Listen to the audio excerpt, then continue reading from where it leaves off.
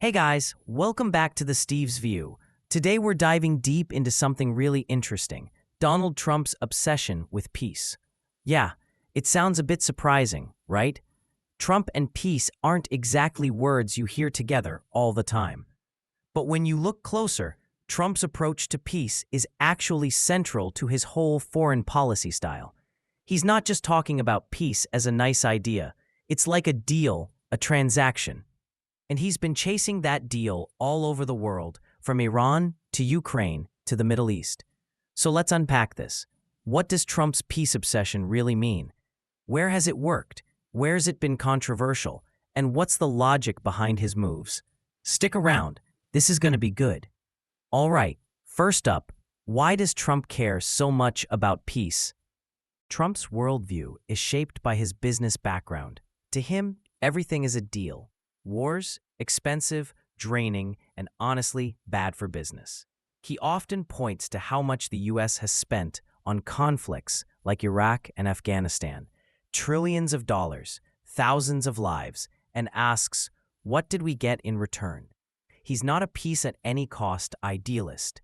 Instead, he sees peace as the best deal America can make, a win. And since Trump's whole brand is about making deals, closing deals, this obsession fits perfectly. This mindset explains why Trump so often talks about peace when any new conflict flares up.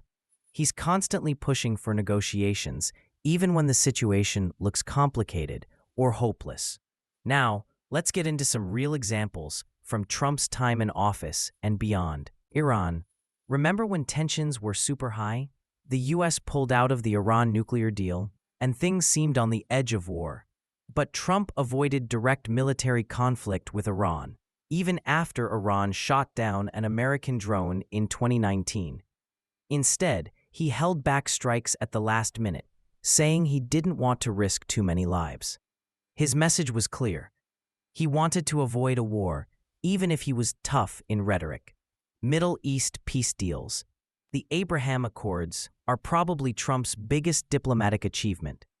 He brokered normalization agreements between Israel and several Arab nations, the UAE, Bahrain, Sudan, Morocco. While it didn't solve all the region's problems, it shifted alliances and showed a new way forward without war. Ukraine and Russia. This one's complicated. Trump has been pushing for peace in the Russia-Ukraine war, talking about negotiations and possible territory exchanges to end the conflict. He even announced plans to meet Russian President Putin in Alaska, a meeting that surprised many because it showed a willingness to engage directly with Putin instead of negotiating through third parties. According to reports, Russia proposed giving up some of the territories it occupies in eastern Ukraine, specifically parts of the Donbass region, in exchange for a peace deal. That's a huge deal because those areas have a lot of ethnic Russians and are economically important due to coal and industry. Trump's position? He's optimistic about peace and believes Ukraine's President Zelensky should be ready to negotiate and possibly make concessions. That's controversial because it implies Ukraine might have to give up some land, something many Ukrainians and their allies reject outright. So what's good about Trump's peace obsession? Addressing war fatigue. After 20 years of nearly constant conflict in the Middle East and Central Asia, many Americans are simply tired. They want their leaders to stop sending troops to far-off lands. Trump's focus on ending wars speaks to that sentiment. Saving money. Military interventions are expensive, often costing trillions over time. Trump's approach aims to save American taxpayers' dollars for domestic priorities. Opening diplomatic doors. Trump's willingness to engage with unlikely partners like Kim Jong-un broke decades of stalemate. Even if results were limited, it was a historic shift. But it's not all roses. Here's where Trump's peace obsession draws criticism. Appearing weak to adversaries. Some argue that Trump's reluctance to escalate militarily sends a signal to Russia, Iran, and others that the U.S. lacks resolve. That can embolden adversaries to push harder. Short-term deals without long-term strategy. The Abraham Accords, for example, didn't resolve the Israeli-Palestinian conflict or stop Iran's influence. Critics say Trump's deals are sometimes cosmetic rather than comprehensive. Ignoring allies' concerns, Trump's push for peace with Russia and Ukraine has upset many European allies who fear concessions could undermine Ukraine's sovereignty and security.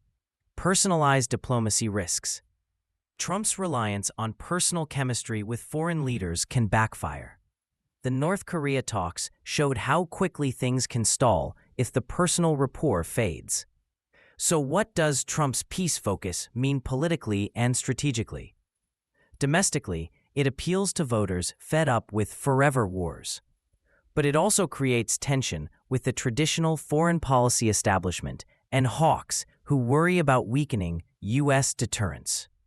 Internationally, it disrupts the usual playbook. Trump's direct meetings with adversaries, his willingness to pressure allies, and his transactional approach to diplomacy have reshaped alliances and power dynamics. The big question is whether this approach can lead to lasting peace or just temporary pauses in conflict. One more big piece of the puzzle is China and Russia's role.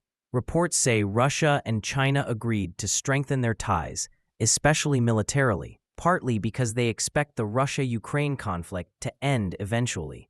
When that happens, Russia might shift military resources toward Asia, challenging U.S. allies like South Korea and Japan.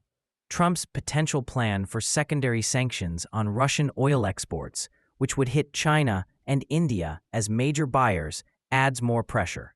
If Russia refuses to negotiate, Trump threatens harsher sanctions that could hurt both Russia and its key partners. That economic pressure could be the leverage Trump needs to push Russia and China toward a deal, or else risk escalating conflict. So, here's the bottom line. Donald Trump's obsession with peace is a mix of business pragmatism, personal conviction, and political calculation. It's helped open doors that seemed closed for decades, but also raises tough questions about concessions, alliances, and long-term security. Is he the peacemaker America needs after years of endless war? Or is his peace obsession a gamble that could backfire? Only time will tell. But one thing is clear.